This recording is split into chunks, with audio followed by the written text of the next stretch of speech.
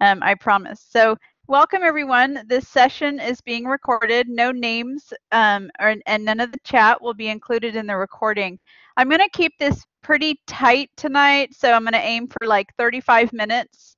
So if you are planning your dinner or late night study session, know that it's going to be on the shortish side. I'm going to go over some really big ideas. We'll start with a review. And then we'll move into the topic of engaging lessons. If you don't have engaging lessons, your students won't be with you. You want your students to be with you while you're teaching. And so they'll enjoy your class more. You'll be a happier teacher. Your principal will love it, so you really want high engagement, high rigor, that kind of thing. So here we go, engaging literacy lessons, but really these ideas can be used in math and social studies and science. So they're literacy, but you can use them in other subjects. Okay, so integrating digital learning is one way. Active learning is another way to engage students, and blended learning and teaching online. What the heck is that, and how do we use it to engage? So a couple of slides on tech support, future webinars, 3 more after this one. Objectives. Okay, let's do our icebreaker to get started. So what program are you in? Where are you at? I think we're all pre-service teachers. But if you, instead of number 2, you can also add what grade you hope to teach, and then anything else you want to share, what you hope to learn this evening. So let's take about 30 seconds to type and then read other people's stuff in the chat window. I'm going to turn my video off while you guys are typing. And if you are watching the recording, I'll read those out loud, but you might hear some silence for about 20 seconds if you're watching the recording. Okay, we've got EC6, bilingual, pre-K through 3rd, so lower grades. Okay, awesome. And I think you guys remember I used to teach 3rd grade and 5th grade. And I was a bilingual teacher and ESL. I am in EC6 ESL, want to teach upper grades. Okay, good. We need people to teach at all grade levels, so that's awesome. Anybody else? And I'll kind of read it out loud. I'm not reading names or anything at all. So let's see what else we got. I would love to teach a resource or inclusion class for students with learning disabilities. That's wonderful. That's great. I'm in EC6 bilingual, currently a junior. Okay, thanks. Awesome. Another EC6 bilingual, want to teach pre-K or kinder, so early childhood. By the way, all of the strategies we're going to learn about tonight can be adapted up or down, so they'll work with younger children and with older children too. So just keep that in mind, all grades. You can engage all students. Okay, anybody else? All right, let's kind of keep moving forward. Who remembers this? Type in the chat window what you remember about this model, and then I'll read the other comment. I want to teach 2nd grade. I really don't have a preference. I'm a little scared about higher grades. That's kind of normal. People tell me bad stories about older, but I like challenges. And actually, I prefer the upper grades, even though they were all taller than me. I'm only 5'2". But I had a lot of fun teaching the upper grades. They definitely have different personalities than the younger children. 3rd grade's kind of right in the middle. So you might consider 3rd grade because it's sort of that combination of younger student and older student. Okay, so we've got scaffolding. Yes, think of support. Scaffolding equals support. Yes, huge idea. You can't graduate from this program unless you know what scaffolding is. I'm going to ask you what it is when I see you at graduation. It means support. And GRR, or gradual release model, means basically I do, we do, you do. That's it in a nutshell. There's different literacy activities that go with each, like read aloud. For I do, you model instruction, you model vocabulary, you model comprehension, you model fluency, you model love of reading, and that kind of thing. And then we do is you turn over responsibility to the students. And let me read your comments. It finally ends with you do, meaning the student. Scaffolding is a wonderful strategy where you transfer responsibility. Yeah, that's good. Teacher models first, then we do it together. Finally, student does it on their own. And then modeling, guiding, and independence. And yes, the goal of literacy instruction is independent students, independent readers and writers. We want to ooch them along towards independence. That's our goal. Another goal of reading is comprehension and independently comprehending. So, and then independently writing and speaking, etc. So let me shift gears. Let's get into lesson planning. Our review is done. Let's get into the new stuff and stay on task this evening. So have you guys had a chance, I think you have, to look at Read, Write, Think? If you have, and which you have, I think, what did you think about it? What did you think about that website? And I put the link in the chat window if you want to pop it open on your own and look at it. So what I like about it is it gives you all of the ideas right there in the plan. It tells you what you need to prepare for the plan. It even tells you how to assess the students. Now, some of them are a little long, and so the ones that I picked for you guys are actually mini lessons. And mini lessons are shorter lessons, or you might do just a little bit each day. Some of them are broken up into like 2 or 3 days. So remember, a lesson isn't always just one day. You might teach a mini lesson each day, but you do part 1 on Monday, part 2 on Tuesday, etc. And you build that way. You don't have to scrunch the entire lesson into one day. And that's what I love about teaching. You can kind of pick up where you left off the next day. So we've got some comments. Awesome source, very helpful.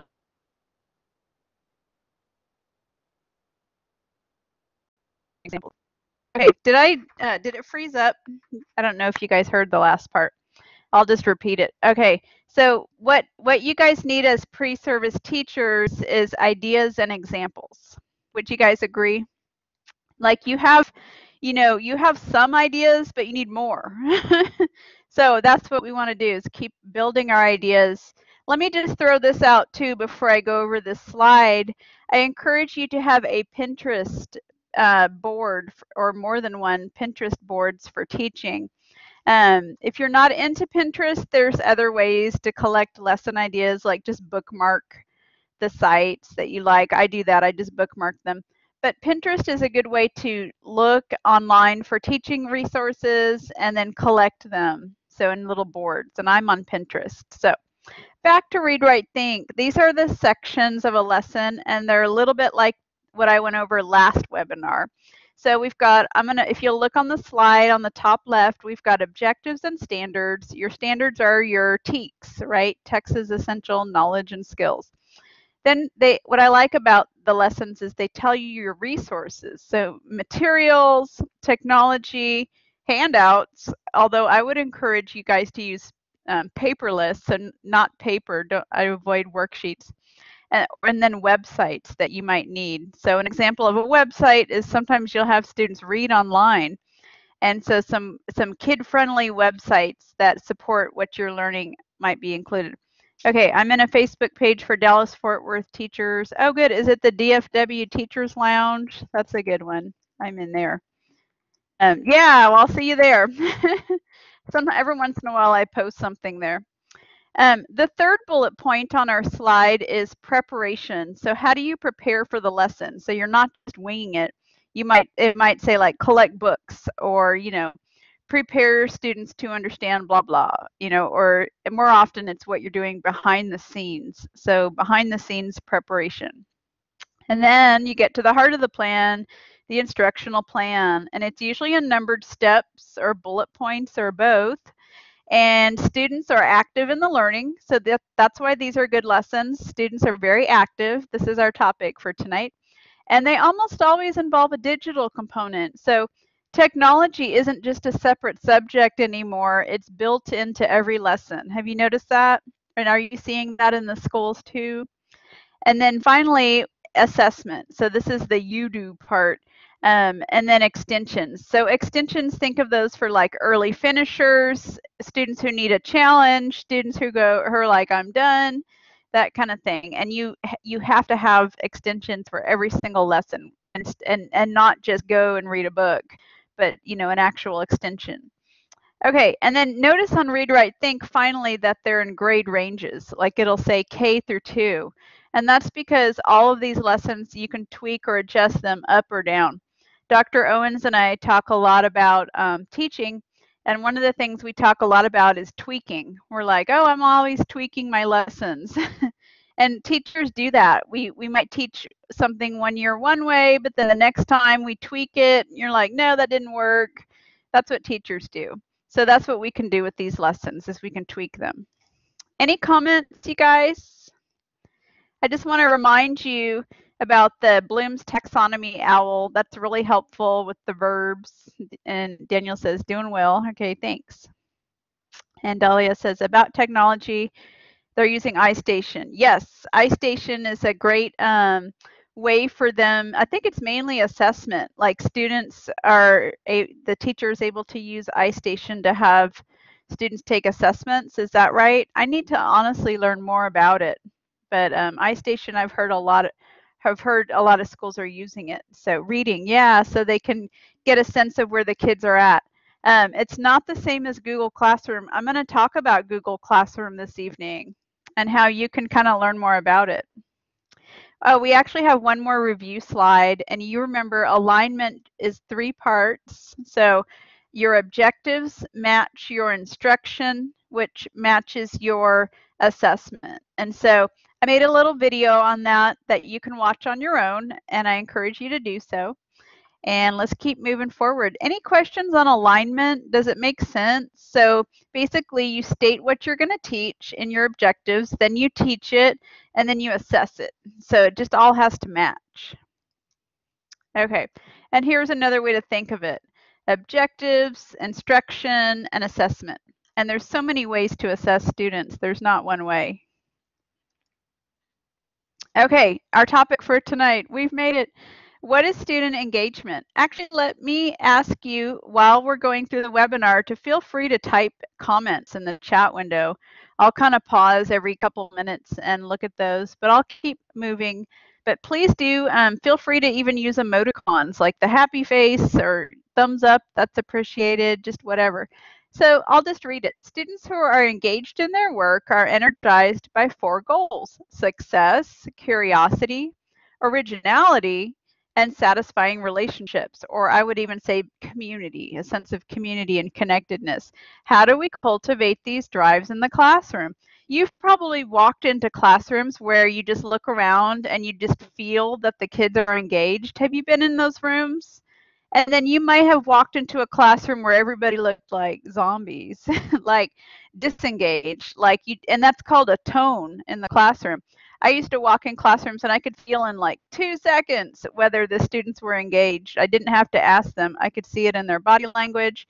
I could see it in their enthusiasm. I could see it in the intensity with which they were reading. You can just tell sometimes. But here's some things to think about as a future teacher.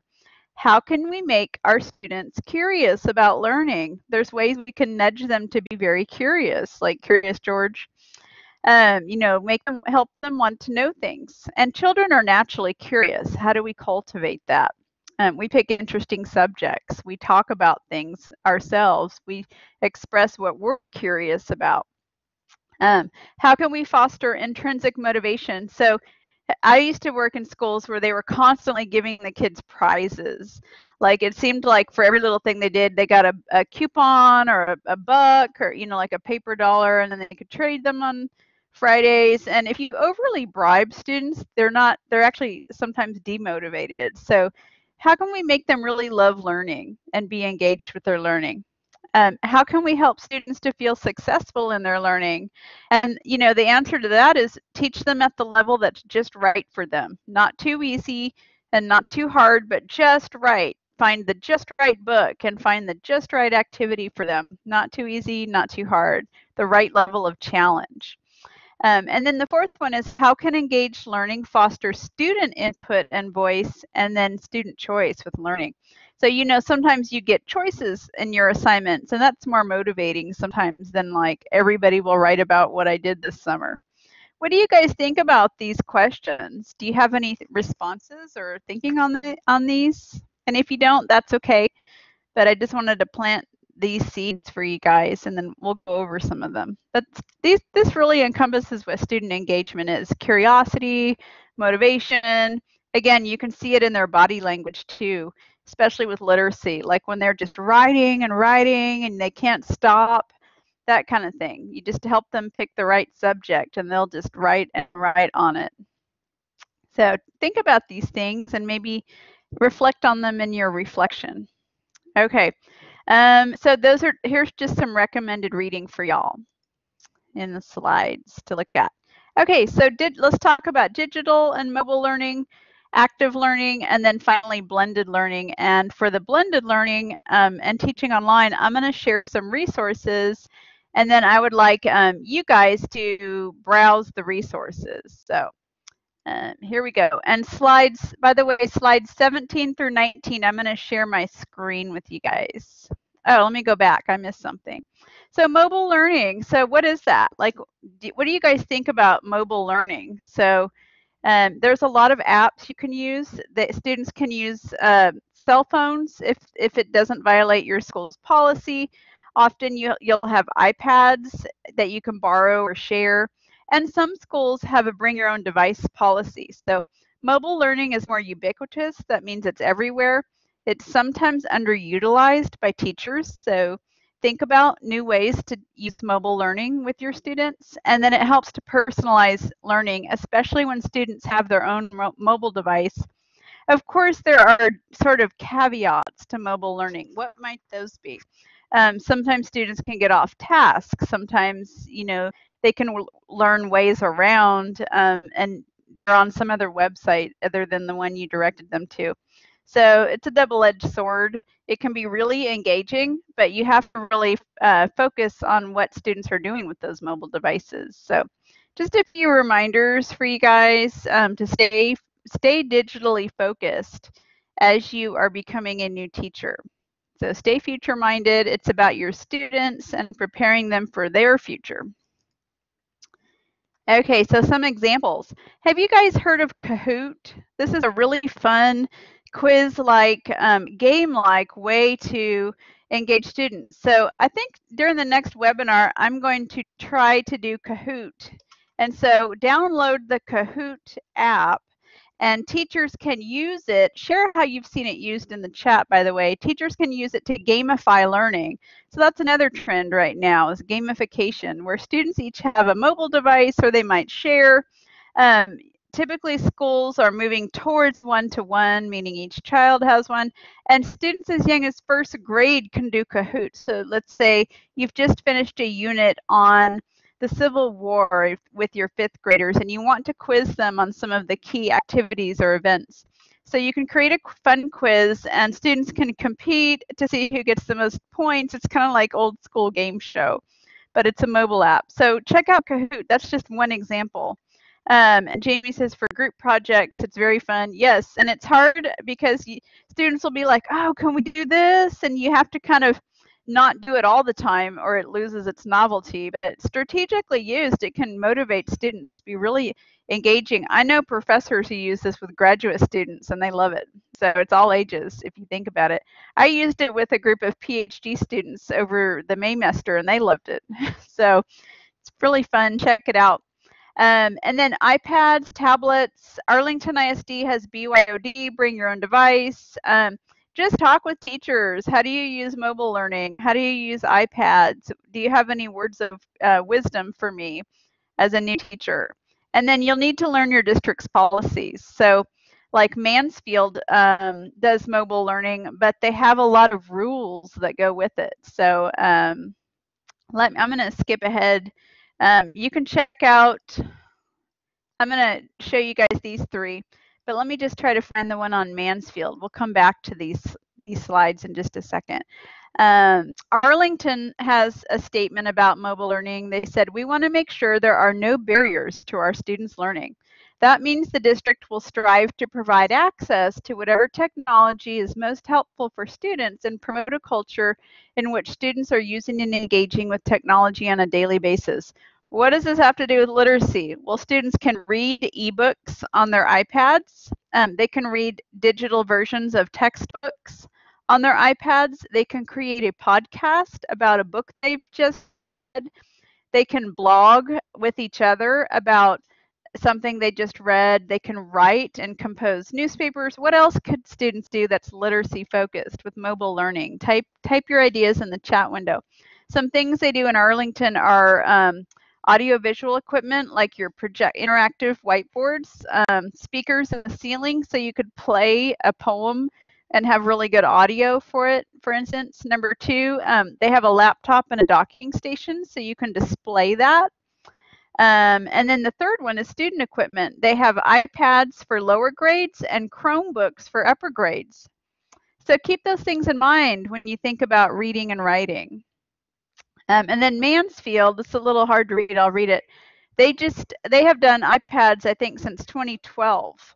The iPad program is another way to help Mansfield increase student engagement. When applied in a classroom setting, iPad devices can help students develop higher order thinking skills of analyzing, evaluating, and creating beyond just remembering facts and applying concepts. So that higher level of Bloom's, remember the owl diagram? And then I encourage you to check out, they have blacklisted apps. So they're actually all the social media apps, YouTube, Facebook, any kind of VPN where they can work around the network. So they actually have a lot of blacklisted apps that people aren't allowed to use. And then they train teachers using iPads. So that makes sense, doesn't it? So just a few ideas on mobile learning. Let me share with you guys. Let's see, on slide 17, if you happen to have the PowerPoint up, I'm going to give me a second to pull this up. Let's see, so infographic, and I'm going to put the link in the chat window, and then I'm going to share my screen with you guys. So 50 mobile learning strategies. So give me 1 second while I share. Let's see, share entire screen. Okay, type yes in the chat window if you can see the tapping into mobile learning. Just type yes or happy face. Okay, great. So really, mobile tools aren't just for school. Parents can use mobile learning. Again, for e-reading, they can do apps for phonics. So there's a lot of apps. And again, just talking to other teachers, talk about ways that the phone could be used to educate their child using different free apps or very inexpensive apps. So a fun one is Starfall for lower elementary grades. If the parents download the Starfall app, students in pre-K and K and even first grade can practice their alphabet skills using the Starfall app. So I encourage you to look through this infographic. It talks about the benefits of mobile learning, like look at this, make learning fun, current events, teach reading, teach math, read more. So think of all the possibilities. And look, parents want mobile tech used for learning, 71%, that's high. And they might need some guidance on that. So, and then another link in here I'm going to go over really quickly is 20 iPad apps to teach reading. So some are free, some are not. These are aimed at, I'd say, kindergarten and first grade. And students at that level are using iPads, as you know. I've seen babies using phones. Let's see. Okay, students and Story Jumper. Was that one on here, or was that one you knew about? Someone just said Story Jumper, so that's great. So you can explore those on your own. By the way, PBS has some of the best apps. If you go to PBS and just look at their app page, they have some really terrific apps. They've really done a good job. And then the third one I want to share is digital storytelling. Who has Dr. Owens now or has had Dr. Owens? You might have her in the spring for ed tech. Yeah, so I encourage you to check out digital storytelling. And I like this chart because it goes from easy down to hard. Some of the ones I've used are Animoto, Comic Life, Telegami, VoiceThread, Powtoon.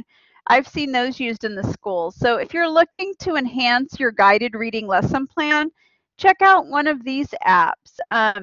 They put, I think, Storybird, or there's one that Dr. Owens uses, is Photo Story, I think. And then ThingLink, they said Medium. I like VoiceThread, and there's others. Children as young as first grade are making digital storytelling things. They're uploading pictures, they're narrating them, and making podcasts. So these all connect with literacy. And one example is this Read, Write, Think. I'm going to put the link in the chat window, where students animate their haiku. So they write a short haiku poem, but then they make a video using Animoto, and then they kind of make it come to life. So that's a connection to literacy, is engaging your students with a storytelling tool to make their haiku that's normally just printed come to life. And so it tells you how to do that here. So let me share that, and I'm going to stop sharing. What did you think about those resources, or do you know of other resources that we should know about? Type them in the chat window now. Okay. And then Yvette shared about Story Jumper, so I'll have to check that out. So what do you guys think? Thoughts?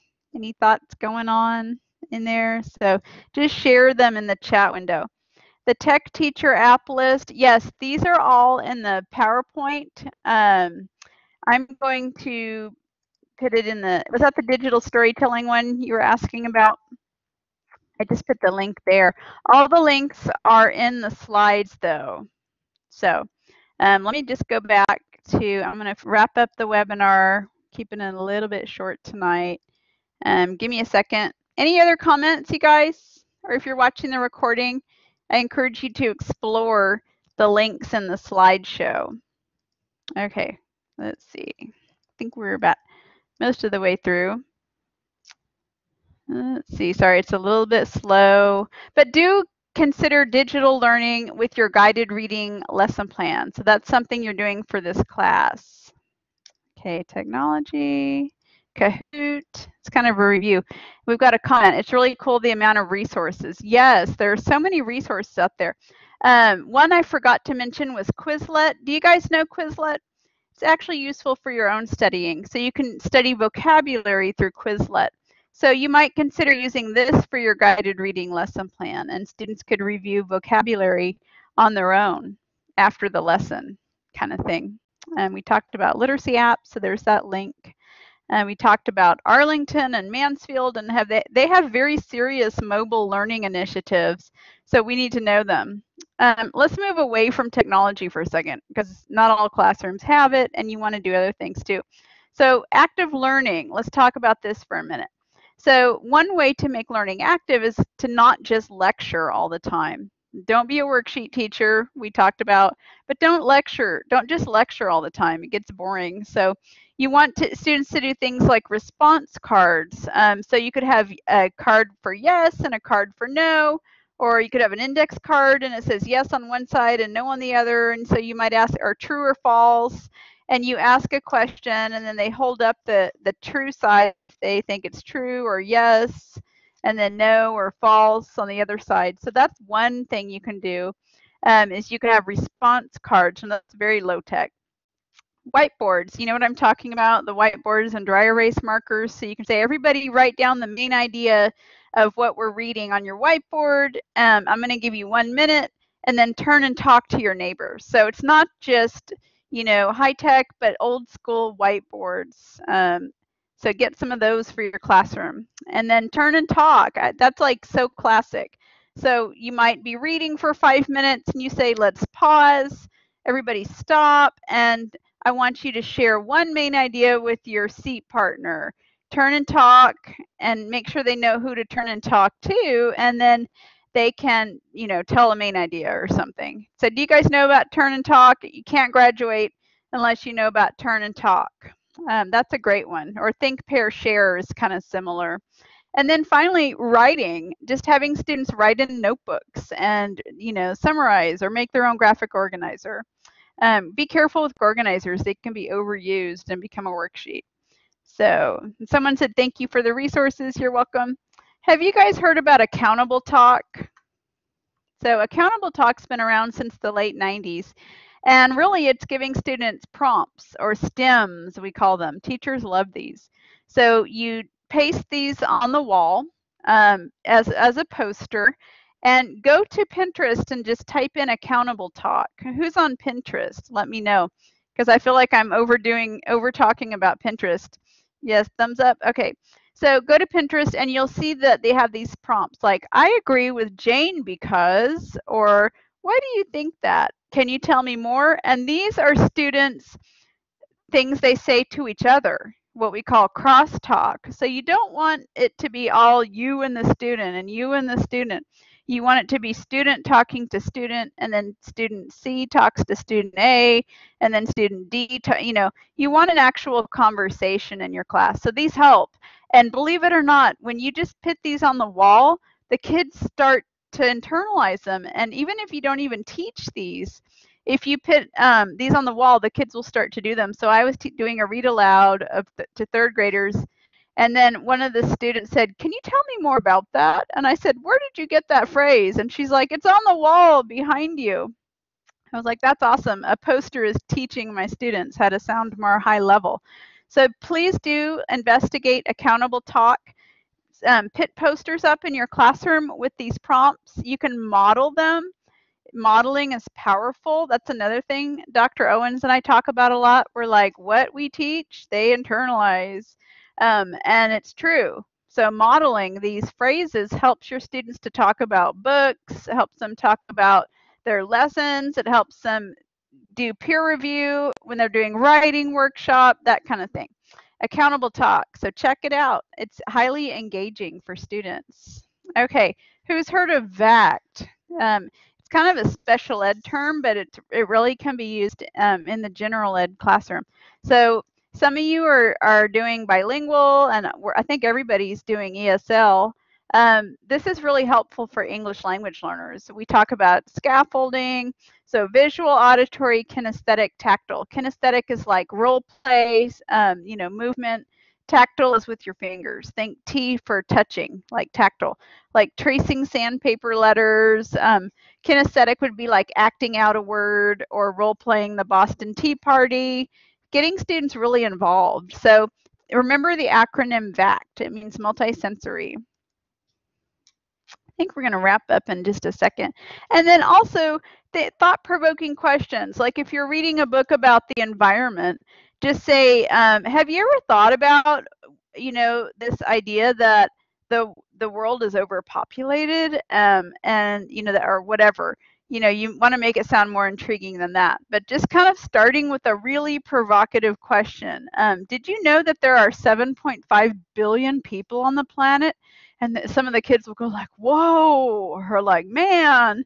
So you've got their attention when they say little things like that. So just listen next time you try out this strategy. Exactly what? And then I read by the year 2087, we're going to have 11 billion people on the planet. Like, we may not have enough food. And I was like, I read that earlier today. I was like, man, I'm not going to be around, but that, it's terrible for the people that will. So that could be a conversation you have before you read a book about world hunger or whatever. So you want to start with a really intriguing statement or question and make it one you're really kind of thinking about. So I was going to have us do, we'll kind of skip this slide. That's my dog. I have so much going on at home. He has sticky notes on him. I was going to have you guys practice, but so what you can do is think of a text or topic you're going to teach. I think I'll revisit this next webinar. Write down a few concepts related to the topic, and then generate a "have you wondered" or "did you guys know blah, blah, blah?" And then all of a sudden the students are listening to you. So never just start reading a book. Always hook them and say, have you guys ever wondered, fill in the blank, whatever your book's about, or did you know? And this works really well with science and social studies, especially. Pique their interest. Use this strategy in your guided reading lesson. You have to introduce the book, and so you really want to hook them so they're with you. So what do you guys think about this, where you make some provocative statement? I mean, not like controversial, but just getting their attention. It's so easy to do this. So next time you're reading a book, kind of think about, how could I really hook their interest at the beginning of the book? And then they're like listening. And then what you can do to segue is say, we're going to find out the answer as we read today. Listen to learn, or read to learn. You have seen it in the classroom and the kids really get on board. Yeah, and someone used the analogy, it's like a bus. Like if you are the bus driver and the kids aren't on the bus, you don't want to pull away and leave them behind. You want them on the bus with you. So think of yourself as a bus driver. Okay, last topic, blended learning. Who's heard of these? Schools are really using online learning in the classroom. And so we've got, I'll just go through them. Google Classroom, which looks like Google, and you can create assignments in it, and you can grade it inside Google Classroom. I think they can even have discussions. And so Google Classroom is around in the Metroplex. Schoology is another what we call learning management system. I know nothing about Schoology, so I encourage you to look into it, at least browse that site. Canvas, did you guys know Arlington ISD is using the learning management system Canvas for teachers to create lessons? They're online, but they're used in the classroom. They're not homework. They're used in the classroom.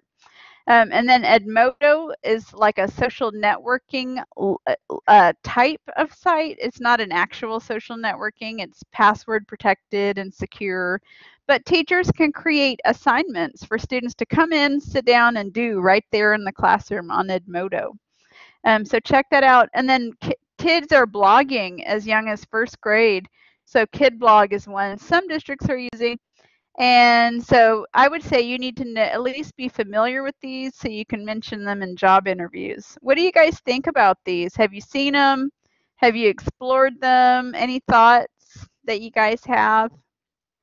So these are kind of gaining speed. So check these out on your own. So explore at least one, if not all. So, okay, I'm going to kind of recap here. I didn't want to overwhelm, but our topic was engagement. I didn't mention it, but try to get to know your kids. The best way to engage kids is get to know them and then build on their interests. Before I even recap, here's an example. So I taught third grade bilingual 2007 through 8, right before I came here.